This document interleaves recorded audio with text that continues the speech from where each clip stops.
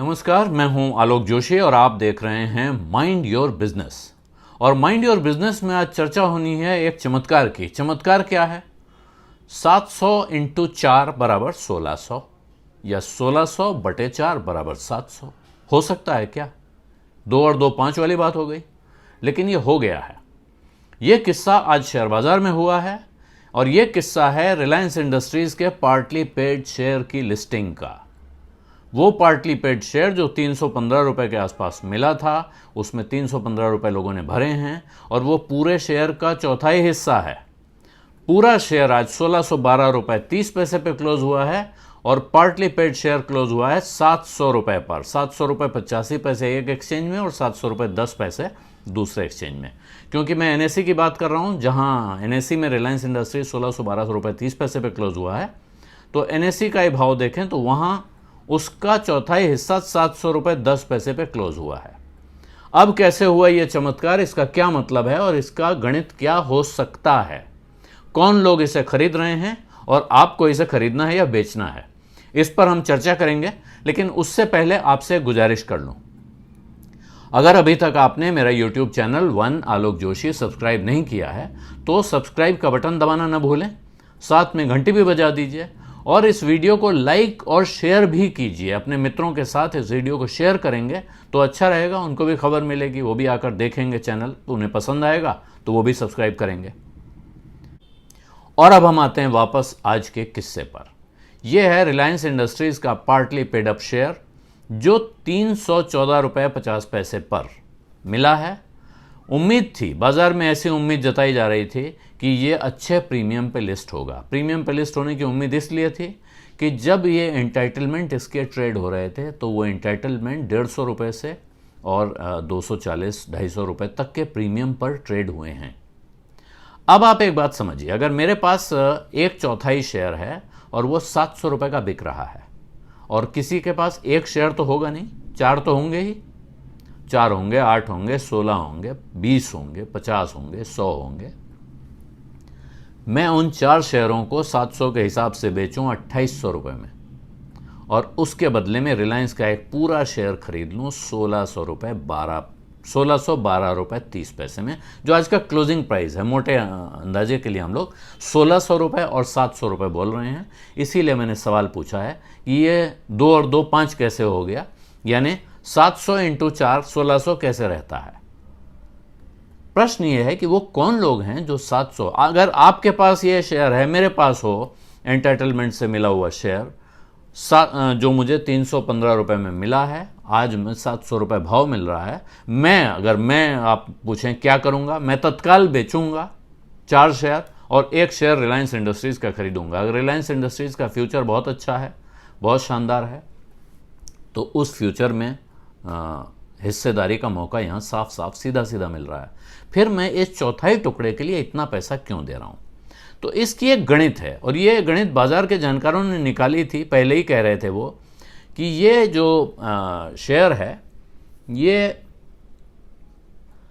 करीब 50% प्रीमियम पर लिस्ट हो सकता है। जो फ्राइडे का क्लोजिंग प्राइस था रिलायंस इंडस्ट्रीज का वो था 1589 रुपये और 1589 रुपये को 4 से भाग दीजिए तो आता था 397 रुपये के आसपास। तो ये हुआ उसका इंट्रिंसिक वैल्यू, यानी उस दिन की कीमत 397 रुपये उसका असली भाव था। 314 रुपये 25 पैसे पे वो मिला था पहला इंस्टॉलमेंट देकर। बाकी इंस्टॉलमेंट अगले 1.5 साल में देने हैं। साल भर बाद 314 रुपये 25 पैसे और देने हैं जब ये शेयर 50-50 हो जाएगा, आधा हो जाएगा। तो विद्वानों का क्या कहना है कि जो लोग ब्याज पर पैसा उठाते हैं, ब्याज पर पैसा लगाते हैं, उनका कहना है कि ये 314 रुपये 25 पैसे आज हमको लगाने नहीं है, ये हमको लगाने हैं साल भर बाद, मई 2021 में। और उसके बाद 314-25 का 2 गुना 629 रुपये लगाना है नवंबर 2021 में। इसका ब्याज जोड़ें तो ये आता है करीब 126 रुपये। अगर अब से लेके और मई तक का ब्याज जोड़ें 314 रुपये 25 पैसे का, तो 126 रुपये की ब्याज की कमाई होती है। वो भी जोड़ लिया और उसके हिसाब से उन्होंने माना कि साहब 650 रुपये के लगभग ये हो सकता है। अब इसके आगे का सोचिए, इसके आगे विद्वान कह रहे हैं कि रिलायंस इंडस्ट्रीज साल भर में अगले 9 से 12 महीने में हो जाएगा 2000 रुपये का, ऐसा प्रोजेक्शन है। एक प्रोजेक्शन पे एक रिपोर्ट आई हुई है, उस पर भी मैं आपको कुछ देर में ले चलूँगा, लेकिन ये अनुमान है। इस हिसाब से ये हो जाएगा 9 से 12 महीने में जो आधा हिस्सा, जिस समय उसमें आधा और भुगतान करेंगे, 314 रुपये 25 पैसे साल भर बाद और देंगे, तब ये शेयर 1000 रुपये का बिकने की स्थिति में आ जाएगा। इसलिए आज इसमें 600-700 रुपये लगाने में कोई हर्जा नहीं दिख रहा है उनको। लेकिन क्या ये हर्जा आपको भी नहीं दिखना चाहिए? क्या आप भी ये हिसाब लगा रहे हैं कि 314 रुपये 25 पैसे में आप ब्याज कमा लेंगे साल भर में, या उसके ऊपर भी जो पैसा है 629 और 314 940 रुपये के आसपास की जो रकम है, उस पर भी क्या आप ब्याज कमाने की सोचते हैं? अगर आप वो इतनी बारीक गणित में हैं, आप कहीं ब्याज पे पैसा लगा के कमाई कर सकते हैं तो अलग बात है। लेकिन अगर आप वो नहीं करते हैं तो मेरी राय, मेरी समझ जो है, मैं आपको फिर डिस्क्लेमर दे दूं कि मैं सलाह नहीं दे रहा हूं, राय नहीं दे रहा हूं। राय मशवरा अपने इन्वेस्टमेंट एडवाइज़र से कीजिए। मैं सिर्फ व्यवहार बुद्धि से बता रहा हूँ। मेरे पास होगा तो मैं तुरंत बेच दूंगा, कोई दिमाग नहीं लगाऊंगा। इस भाव पे बिक रहा है, इससे ऊपर बिके तो और अच्छा है। और रिलायंस का भाव 1400 रुपये था इस राइट्स इशू के पहले, अब 1600 के ऊपर आ गया है, 1600 पर है और आगे बढ़ने के आसार हैं।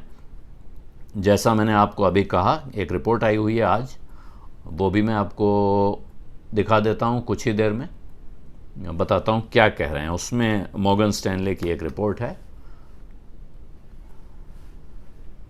जिसमें, माफ़ कीजिएगा, मॉर्गन स्टैनले यानी गोल्डमैन सैक्स की रिपोर्ट है, और ये 1755 रुपये का प्राइस टारगेट के साथ कह रहे हैं। रिलायंस इंडस्ट्रीज़ का प्राइस टारगेट 1755 रुपये वो दिखा रहे हैं। तो अगर वो 1755 दिखा रहे हैं और बाय कह रहे हैं, इस वक्त कन्विक्शन बाय बता रहे हैं, तो इसका अर्थ है कि 1700-1800 रुपये। तब आप हिसाब लगाइए कि आपका ये इन्वेस्टमेंट कितने का होगा। और आज की तारीख में अगर आपको वो भाव मिल रहा है तो नुकसान क्या है। इसके साथ दूसरी चीज़ जुड़ी हुई कि रिलायंस अपना लगभग पूरा कर्जा अब उतारने की स्थिति में आ चुका है। कल अपनी बात हुई थी, आज बता देता हूं मैं आपको। 31 मार्च को जो नेट डेट था इस कंपनी पे, वो था 1,61,000 करोड़ रुपए। 1,04,000 करोड़ रुपए अभी उन्होंने स्टेक सेल जो किया है उससे कमाया है, जो जियो प्लेटफॉर्म में स्टेक सेल किया है। 7,000 करोड़ उनको बीपी ने दिया है, बीपी अब रिलायंस का पार्टनर है, आपको पता है। और 13,000 करोड़ रुपए राइट्स इशू से आए हैं। तो कुल मिलाकर 1,24,000 करोड़ रुपए रिलायंस इंडस्ट्रीज ने रेज किया है बाजार से, यानी इतना पैसा उसके पास आ गया है कर्जा उतारने के लिए। इसके अलावा इस साल के इस फाइनेंशियल ईयर में, पिछले फाइनेंशियल ईयर में जो 31 मार्च को ख़त्म हुआ, उनके पास 80,000 करोड़ रुपए का कैश फ्लो था, यानी नकद पैसा आया था जो उनके बुक्स पर है। तो कुल मिला के कहा जा सकता है हिसाब जोड़ने की भाषा में कि रिलायंस अब zero net date, technically zero net date company है, उस पर अब कर्जा रह नहीं गया है।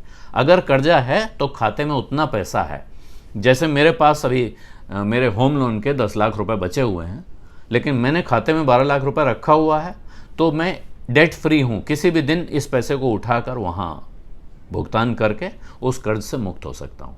ये स्थिति रिलायंस इंडस्ट्रीज़ की है। रिलायंस आगे तरक्की करेगा, इसमें कोई शक मुझे नहीं दिख रहा है। मैंने आपसे कहा आगे कि लंबे समय में रिलायंस आपको पैसा कमा के देगा। जियो प्लेटफॉर्म्स का इशू आ सकता है, उसमें रिलायंस के शेयर होल्डर्स को हिस्सा मिलेगा। इस बीच अगर रिलायंस डिविडेंड का अनाउंसमेंट करता है, आपके पास ये चौथाई शेयर है, तो आपको 1/4 डिविडेंड मिलेगा। अगर आपके पास पूरा शेयर है तो आपको पूरा डिविडेंड मिलेगा। अब आप इस 700 रुपये में शेयर खरीद के चौथाई डिविडेंड लेना चाहते हैं या 1600 में खरीद के पूरा डिविडेंड लेना चाहते हैं, ये हिसाब आपको खुद लगाना चाहिए। मैं जो हिसाब लगा सकता था वो मैं लगा के आपको बता चुका हूं। अब एक गणित और है, ये बहुत लंबी, बहुत दूर की कौड़ी है, लेकिन रिलायंस इंडस्ट्रीज इतिहास में ऐसे अनोखे इंतजाम करने के लिए, ऐसे एक्सपेरिमेंट और प्रयोग करने के लिए मशहूर रही है। इसलिए मैं आपको ये बहुत दूर की कौड़ी, जिसे अटकल भी कह सकते हैं, ये भी सुना रहा हूँ कि ऐसा हो सकता है क्या। तो वो एक संभावना हो सकती है। पीछे ऐसा हुआ है, जब पार्टली पेड शेयर इशू होते थे तो उसमें एक अलॉटमेंट मनी होती थी, एक एप्लीकेशन मनी होती थी, दूसरी अलॉटमेंट मनी होती थी, उसके बाद कॉल होते थे, फर्स्ट कॉल सेकंड कॉल। और कई बार कंपनी ये करती थी कि वो फर्स्ट कॉल और सेकंड कॉल फिर नहीं मांगती थी। वो कहती थी हमारा पैसा हो गया, ये शेयर इसी पैसे में फुल्ली पेड अप माना जाएगा, अब दूसरे इसके बाद के कॉल देने की ज़रूरत नहीं है। तो क्या ये संभावना हो सकती है कि इस कॉल के बाद रिलायंस इंडस्ट्रीज अगली कॉल मांगे नहीं, कंपनी के पास पैसा आ जाए और वो कहे आपने जो पैसा दिया हुआ है प्रीमियम, उसी को एडजस्ट करके हम इसे फुल्ली पेड अप शेयर मान रहे हैं। हालांकि ये बहुत दूर की कौड़ी है। आज के कल के नियम परिस्थितियों में क्या इसकी इजाज़त मिल सकती है? मुझे लगता है नहीं मिल सकती है, बहुत मुश्किल होगी। जो फुल्ली पेड अप शेयर जिनके पास हैं आज की तारीख में, वो कहेंगे हमारे साथ बेईमानी हो गई, ये ठीक नहीं है। और फुल्ली पेड अप शेयर सिर्फ मेरे और आपके पास नहीं है। जो इस कंपनी के चेयरमैन, इसके प्रमोटर मुकेश अंबानी हैं, उनका परिवार है, उनका प्रमोटर ग्रुप है, उन सब के पास हमारे मुकाबले बहुत ज़्यादा शेयर हैं। तो ये अपने पैरों पे कुल्हाड़ी मारने वाला काम वो क्यों करेंगे? क्यों कहा मैंने कि रिलायंस इंडस्ट्रीज ऐसे एक्सपेरिमेंट करती रहती है? बहुत पहले Reliance industries non convertible debentures issue करती थी। नॉन कन्वर्टेबल डिवेंचर कर्ज होता है जिसका कन्वर्जन नहीं होना है।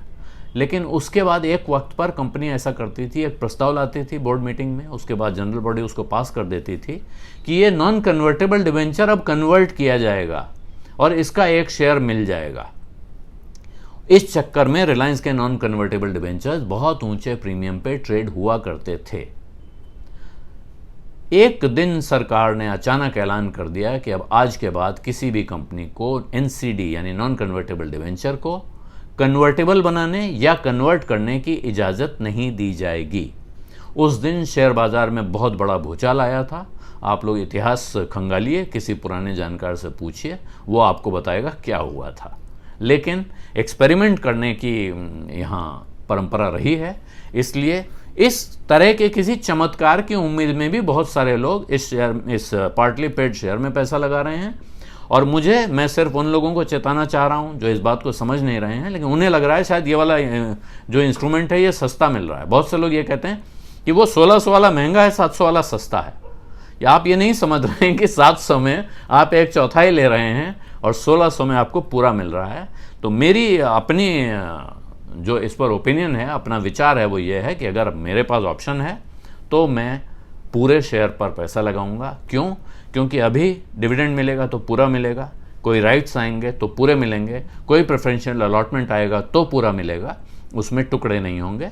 तो मैं छोटे टुकड़े की तरफ जाने का कोई कारण मुझे नहीं समझ में आ रहा है कि उसका भाव क्यों इतने प्रीमियम पे ट्रेड होना चाहिए।